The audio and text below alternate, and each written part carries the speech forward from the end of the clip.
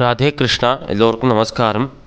இந்த வீடியோவில் பகவத்கீதையின் 3வது அத்தியாயமான கர்மயோகத்தின் 31வது ஸ்லோகம் முதல் 35வது ஸ்லோகம் வரை விளக்கத்துடன் பார்ப்போம்.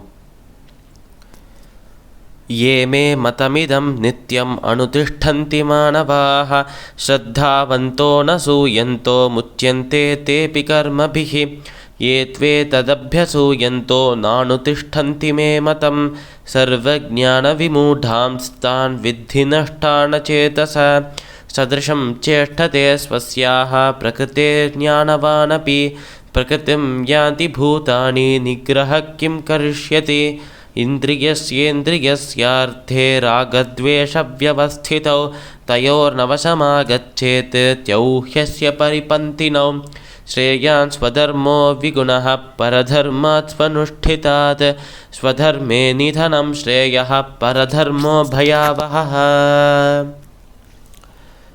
நம்ம கிருஷ்ணர் அர்ஜுனனை பார்த்து சொல்கிறாராம், அர்ஜுனா, என்னோட இந்த உபதேசங்களில் இப்போ வரைக்கும் நான் சொல்லி தந்தேன், இந்த உபதேசங்களை யாரெல்லாம் பின்பற்றுறாளோ, யாரெல்லாம் ஃபாலோ பண்ணுறாளோ அவளுக்கு நிச்சயமாக மோட்சம் முக்தி கிடைக்கும். அவளுக்கு இந்த ஜென்மத்தில் என்னென்ன தேவையோ எல்லாமே கிடைக்கும், மோட்சமும் முக்தியும் கிடைக்கும் என்று கிருஷ்ணர் சொல்கிறார்.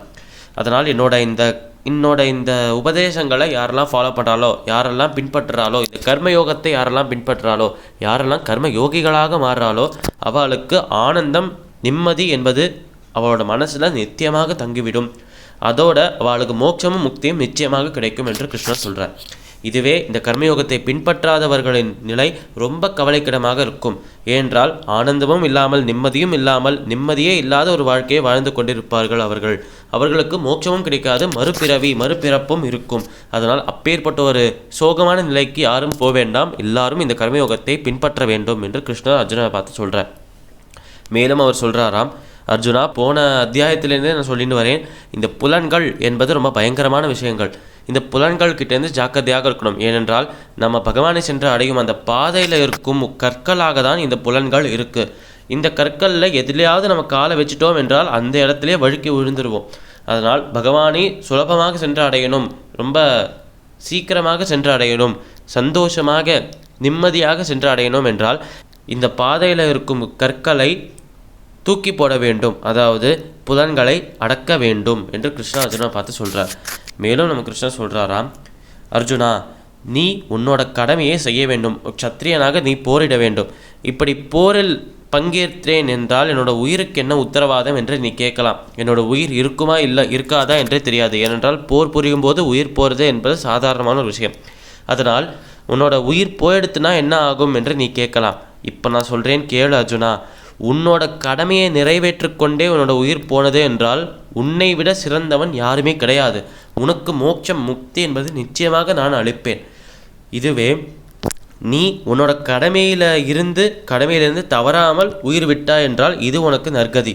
இதுவே நீ கடமையை நிறைவேற்ற மாட்டேங்கிறாய், அதாவது கடமையிலேருந்து விலகி போகிற, ஆனாலும் சந்தோஷமாக வாழணும் என்று நினைத்தால் உனக்கு நிம்மதி, ஆனந்தம் என்பது இல்லாமல் போய்விடும் என்று கிருஷ்ண அர்ஜுனை பார்த்து சொல்கிறார்.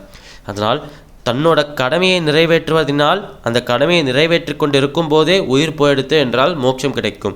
இதுவே கடமையிலேருந்து விலகி போய் உயிர் வாழணும் என்று நினைத்தால் அப்பொழுது வாழ்க்கை நிம்மதி இல்லாமல், சந்தோஷம் இல்லாமல், ஆனந்தமில்லாமல் ஒரு வாழ்க்கையாக இருக்கும் என்று கிருஷ்ணர் அர்ஜுனனை பார்த்து சொல்கிறார். பகவத்கீதையின் 3வது அத்தியாயமான கர்மயோகத்தின் 31வது ஸ்லோகம் முதல் 35வது ஸ்லோகங்களின் விளக்கம் இதுவே. சமஸ்தலோகாः சுகினோ பவந்து. சர்வம் ஸ்ரீகிருஷ்ணார்ப்பணமஸ்து.